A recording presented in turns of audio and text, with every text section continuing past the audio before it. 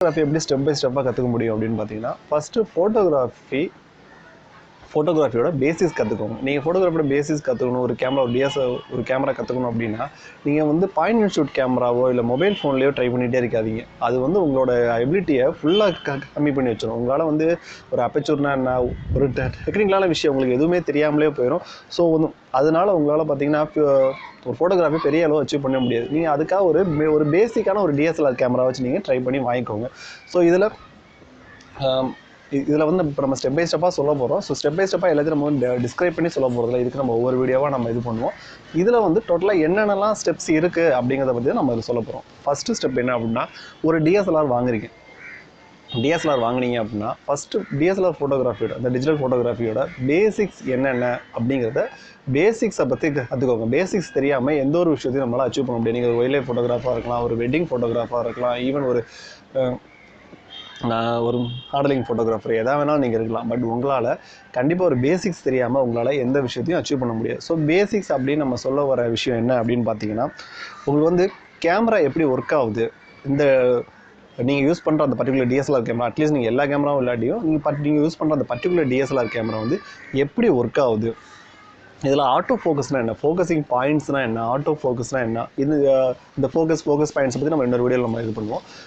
இதை பற்றின நீங்கள் வந்து தெரிஞ்சுக்கிட்டே நீங்கள் வாங்க. ஃபோக்கஸ்னால் என்ன, ஆட்டோ ஃபோக்கஸ்னால் என்ன, ஃபோக்கஸிங் பாயிண்ட்ஸ்னால் என்ன, அப்பேச்சூர்னா என்ன, சட்டர் ஸ்பீட்னா என்ன, ஐஎஸ்ஓனா என்ன, ஆட்டோ ஐஎஸ்ஓனா என்ன, இந்த மாதிரியான விஷயத்தை எல்லாத்தையும் தெரிஞ்சுக்கோங்க. லென்ஸில் வந்து பார்த்தீங்கன்னா ஃபோக்கல் பாயிண்ட் ஒன்று இருக்கும், ஸ்வீட் ஸ்பாட்னு ஒன்று இருக்கும். இந்த மாதிரியான விஷயத்துலையும் ஃபுல்லாக வந்து பேசிக்கான இந்த விஷயங்கள் எல்லாத்தையும் ஸ்டடி பண்ணுங்கள். ஒயிட் பேலன்ஸ்னால் என்ன, இந்த மாதிரியான எல்லா எக்ஸ்போஷனா என்ன, மேனுவல் ஃபோக்கஸ்னால் என்ன, மீட்டரிங்னா என்ன, இது மாதிரி எல்லா விஷயத்தையும் ஸ்டடி பண்ணுங்கள். ஒயிட் பேலன்ஸ்னால் என்ன, இந்த மாதிரி எல்லா விஷயத்தையும் வந்து பார்த்திங்கன்னா ஸ்டடி பண்ணுங்கள்.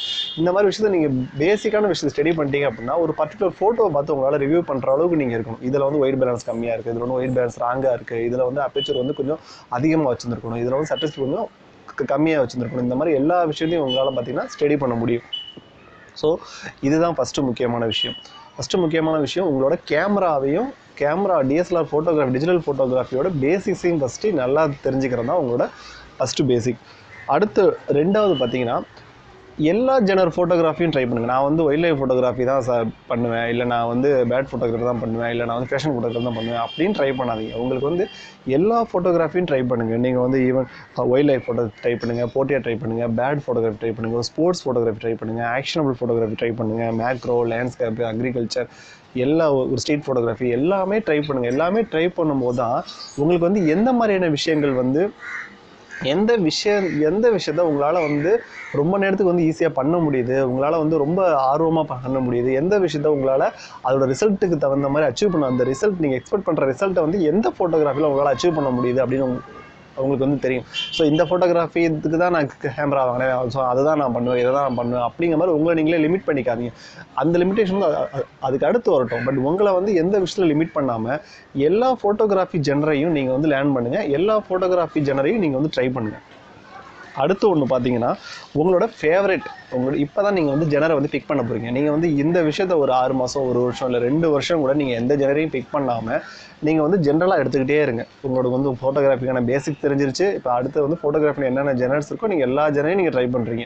ஈவன் நீங்கள் பேட் ஃபோட்டோகிராஃபியும் ட்ரை பண்ணலாம், ஈவன் நீங்கள் ஃபேஷன் ஃபோட்டோகிராஃபியும் ட்ரை பண்ணலாம், ஈவன் நீங்கள் வெட்டிங் ஃபோட்டோகிராஃபியும் ட்ரை பண்ணலாம். இந்த மாதிரி நீங்கள் எல்லா ஃபோட்டோகிராஃபியும் நீங்கள் வந்து ட்ரை பண்ணிட்டே இருக்கீங்க. இப்போ நீங்கள் வந்து ஜெனரை பிக் பண்ணுங்கள். தேர்ட் ஸ்டெப் என்ன அப்படின்னா, இப்போ தான் உங்களோட ஜெனரை வந்து பிக் பண்ணுறீங்க. என்ன ஜெனர், எது உங்களோட ஃபேவரட் ஜெனராக இருக்கும் அப்படின்னு பார்த்தீங்கன்னா, நிறைய பேத்துக்கு பேட் ஃபோட்டோகிராஃபி எடுக்கணும் அப்படின்னு ஆசை இருக்கும். பட் அவங்களால ஒரு பேடுக்காக வெயிட் பண்ணுறதுக்கான அந்த மென்டாலிட்டி இருக்காது. நான் போவேங்க, உடனே ஃபோட்டோ எடுக்கணும், நான் காலையிலேருந்து போனேன், இன்றைக்கி ஒரு நாள் ஃபுல்லாக ஸ்பெண்ட் பண்ணேன், பட் ஃபோட்டோவே எடுக்க முடியல, இன்னமே நான் பேட் ஃபோட்டோகிராஃபி ட்ரை பண்ண மாட்டேன், இந்த இடத்துக்கு போக மாட்டேன் அப்படின்னு சொல்கிறவங்க கன்ஃபார்மாக பேட் ஃபோட்டோகிராஃபிக்கு லாய்க்கேபட்டு வர மாட்டாங்க. ஸோ பேட் ஃபோட்டோகிராஃபியும் வைல்ட் லைஃப் ஃபோட்டோகிராஃபிலையும் பொறுமை ரொம்ப முக்கியம். உங்களோட கேரக்டர் வைஸ் எந்த ஃபோட்டோகிராஃபி எனக்கு செட் ஆகும், எந்த ஃபோட்டோகிராஃபியில் உங்களுக்கு உண்மையிலுமே ஆர்வம் இருக்குது. அதாவது நம்ம ஃபோட்டோகிராஃபி நம்ம ஃபஸ்ட்டு பார்க்குறதுக்கு, நம்ம ஃபோட்டோகிராஃபி ஆரம்பிக்கிறதுக்கு முன்னாடி நம்ம யாரையோ பார்த்து வந்துருப்போம். ராதிகா ராமசாமியை பார்த்துட்டு நான் wildlife photography wildlife photographer ஆகிடணும் அப்படின்னு ஆசைப்படுவோம். இல்லை வேறு யாரோ ஒருத்தரை பார்த்து நம்ம இந்த மாதிரி வெட்டிங் ஃபோட்டோகிராஃபர் ஆகணும்னு ஆசைப்படுவோம். ஸோ இது மேட்ரு இல்லை. நீங்கள் உண்மையிலே எந்த ஃபோட்டோகிராஃபி உங்களுக்கு தகுதியானதுன்னு பாருங்கள். இன்னும் சொல்ல போனால் எந்த ஃபோட்டோகிராஃபி உங்களுக்கு தகுதியானதுன்னு பாருங்கள். உங்களால் எது செய்ய முடியும் அப்படின்னு பாருங்கள். உங்களால் நாள் கணக்கில் மணிக்கணக்கில் வெயிட் இருந்து ஒரு பேடையோ ஒரு ஒயில்ட் லைஃப் ஃபோட்டோ எடுக்க முடியும் அப்படின்னா நீங்கள் கண்டிப்பாக ஒரு ஒயில்ட் லைஃப் ஃபோட்டோகிராஃபர்.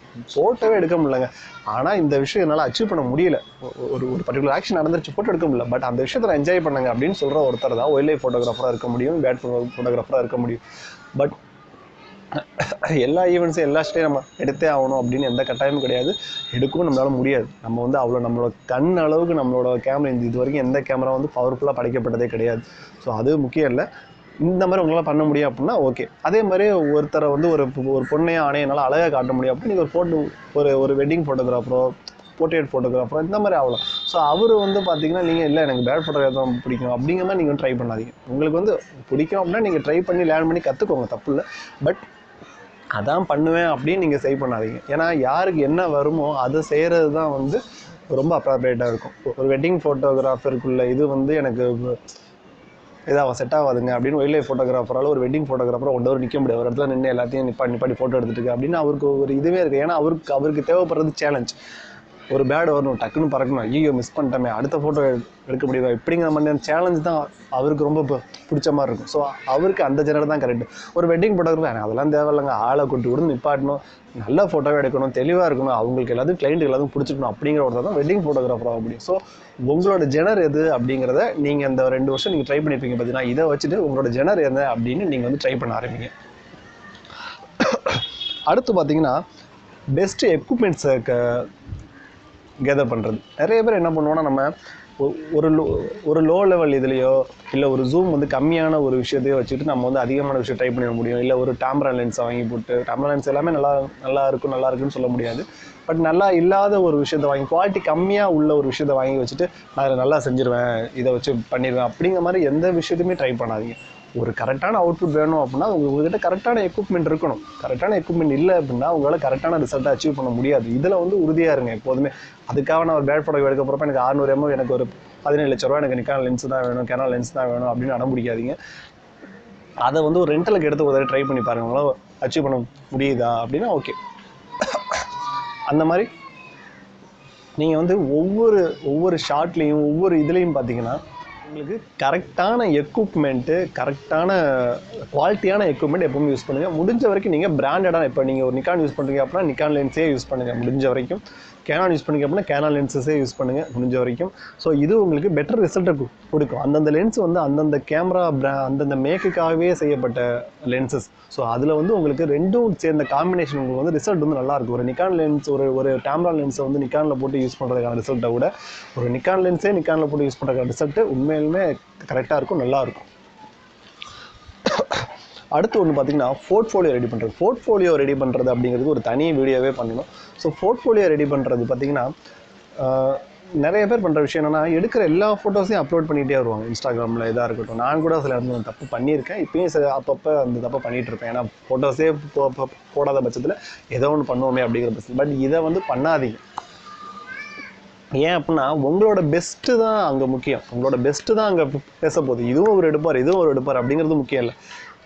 இது மாதிரியான ஃபோட்டோஸ் அவரால் எடுக்க முடியும், இந்த மாதிரியான ஃபோட்டோஸ் அவர் மட்டும் தான் எடுக்க முடியும் அப்படிங்கிற மாதிரியான ஸ்பீச் தான் நமக்கு தேவை. ஸோ குவான்டிட்டி நமக்கு முக்கியம் கிடையாது, இங்கே குவாலிட்டி தான் நமக்கு முக்கியம். உங்களோட பெஸ்ட்டான விஷயத்த ஃபோட்டோகிராஃபி இது பண்ணுங்கள்.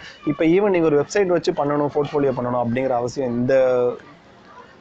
இந்த கரண்ட் இயரில் ஒன்றும் இது இல்லை. நீங்கள் ஒரு இன்ஸ்டாகிராம் ஒரு ப்ரொஃபைல் வச்சுருக்கலாம், இல்லை ஒரு வியூபக்கில் ஒரு ப்ரொஃபைல் வச்சுருக்கலாம், ஈவன் நீங்கள் ஃபேஸ்புக்கில் கூட ஒரு பேஜ் வச்சுருக்கலாம். மோஸ்ட் ஆஃப் த ஃபோட்டோகிராஃபர்ஸ் எனக்கு தெரிஞ்சு இன்ஸ்டாகிராமில் ஒரு அக்கௌண்ட் வச்சுருக்காங்க, ஒரு பேஜ் வச்சுருக்காங்க. ஸோ அந்த மாதிரியான ஒரு அக்கௌண்ட்டுக்கு கிரியேட் பண்ணுங்கள், சோசியல் ப்ரெசன்ஸ் கிரியேட் பண்ணுங்கள். உங்களோட ஃபோட்டோஸ் வந்து உலகத்துக்கு தெரிஞ்சால் தான் நீங்கள் ஒரு ஃபோட்டோகிராஃபர்ஸ். நிறைய பேர் என்ன சொல்லுவாங்கன்னா, ஏன்டா நீ கிடைக்கிற ஒரு 10 லைக்குக்காக வந்து இவ்வளோ ரிஸ்க் எடுக்கணுமா, இவ்வளோ பேட் ஃபோட்டோகிராஃபி, ஒரு யானையை போய் ஃபோட்டோ எடுக்கிற இவ்வளோ ரிஸ்க் எடுக்கிற, ஒரு 10 லைக்கு தானே அப்படின்னு சொல்லுவாங்க. ஸோ அது அடுத்தவங்க என்ன வேணாலும் சொல்லுவாங்க, என்ன வேணாலும் பேசுவாங்க. ஏன்னா அவங்ககிட்ட வாய் இருக்குது, நம்மகிட்ட காது இருக்குது. பட் நமக்கு அது நமக்கு முக்கியமும் கிடையாது, நமக்கு தேவையும் கிடையாது. உங்களுக்கு என்ன தேவைன்னா அவங்க போடுற லைக் கிடையாது, உங்களோட ஃபோட்டோ மதிக்கப்படுதா, உங்களோட ஃபோட்டோ வந்து அங்கீகரிக்கப்படுதா அப்படிங்கிறது தான் முக்கியம். ஓகேங்களா? ஸோ லைக் அப்படிங்கிறது ஒருத்தரோட அபிமானம். ஒருத்தர் லைக் கொடுக்குறாங்க அப்படின்னா அவங்களோட அபிமானத்தில் உங்களோட அந்த ஃபோட்டோ நல்லா இருக்குன்னு அர்த்தம். அப்போ நீங்கள் எடுத்த அந்த ரிசல்ட்டுக்கான அங்கீகாரம் கிடைக்கிது அப்படின்னு தான் அர்த்தம். ஸோ அது அதிகமாக கிடைக்கிறப்ப உங்களோட அந்த ஃபோட்டோ உண்மையிலுமே ஏதோ ஒரு விஷயத்தை அச்சீவ் பண்ணியிருக்குன்னு அர்த்தம். கம்மியாக கிடைக்கிறப்ப நீங்கள் ஏதோ ஒரு விஷயத்தை அதில் மிஸ் பண்ணியிருக்கீங்கன்னு அர்த்தம். ஸோ இதை நீங்கள் கரெக்டாக பார்த்து இதை ஃபாலோ பண்ணிட்டே வாங்க. அடுத்து ஒன்று பார்த்தீங்கன்னா, அடுத்த ஒரு ஸ்டெப் என்ன அப்படின்னு பார்த்தீங்கன்னா, ஆன்லைன் கான்டெஸ்ட் கலந்துக்கிறது. ஆன்லைன் கான்டெஸ்ட் நிறைய பார்த்தீங்கன்னா ஃப்ரீ பெய்டு ரெண்டுமே இருக்கும். ஸோ ரெண்டுமே உங்களுக்கு வந்து பார்த்தீங்கன்னா ஓரளவு கெயின் கொடுத்துட்டே இருக்கும். பட் ஃப்ரீ ஃபஸ்ட்டு ட்ரை பண்ணுங்கள். ஃப்ரீயான இது பார்த்தீங்கன்னா நிறையா இருக்குது. ஸோ ஃப்ரீயான நிறைய கான்டெஸ்ட் இருக்குது. இதில் இன்ஸ்டாகிராம்லேயும் நிறையா நடக்குது. இப்போலாம் இன்ஸ்டாகிராமில் வியூ புக்லலாம் பார்த்தீங்கன்னா நிறைய கான்டெஸ்ட் அடிக்கடி நடந்துகிட்டே இருக்கும். ஸோ அதெல்லாம் அதெல்லாம் வந்து பார்த்தீங்கன்னா ரெகுலராக பார்ட்டிசிபேட் பண்ணிகிட்டே இருக்கேன். ரெகுலராக நான் பார்ட்டிசிபேட் பண்ணுவோன்னா இருக்க ஃபோட்டோஸ் எல்லாத்தையும் இதில் கொண்டு பண்ணி தள்ளி விட்டுருவேன். ஒரு லேண்ட்ஸ்கேப் ஃபோட்டோகிராஃபி, என்னோட பேட் ஃபோட்டோகிராஃபி கொண்டு போய் தள்ளி விடுவேன். அப்படிங்கிற மாதிரியான நிறைய ஆளுங்க நம்மகிட்ட இருப்பாங்க. ஸோ அந்த மாதிரி பண்ணாதீங்க. எந்த ஜெனருக்கான ஃபோட்டோகிராஃபிக்கான கான்டெஸ்ட்னு பாருங்கள். அந்த ஜெனரில் உண்மையிலுமே நீங்கள் எடுத்த ஒரு ஃபோட்டோ சாட்டிஸ்ஃபையாக இருக்கும், அந்த ஒரு பர்டிகுலர் டைட்டிலுக்கு சாட்டிஸ்ஃபையாக இருக்கும் அப்படின்னா அதை நீங்கள் வந்து அனுப்பிச்சி விடுங்க. அது உங்களுக்கு உண்மையிலுமே உங்களுக்கு பேரும் உங்களுக்கு வந்து ஒரு அங்கீகாரத்தையும் பெற்றுத்தரும். ஸோ இந்த மாதிரி உங்களோட ஃபோட்டோகிராஃபியை ஸ்டெப் பை ஸ்டெப்பாக நீங்கள் வடிவமைச்சிட்டே வந்தீங்க அப்படின்னா உங்கள் ஃபோட்டோகிராஃபி ஓரளவு ஒரு ஷேப்பில் இருக்கும், உங்களுக்கு ஒரு ஷைன் கிடைக்கும். தேங்க்யூ.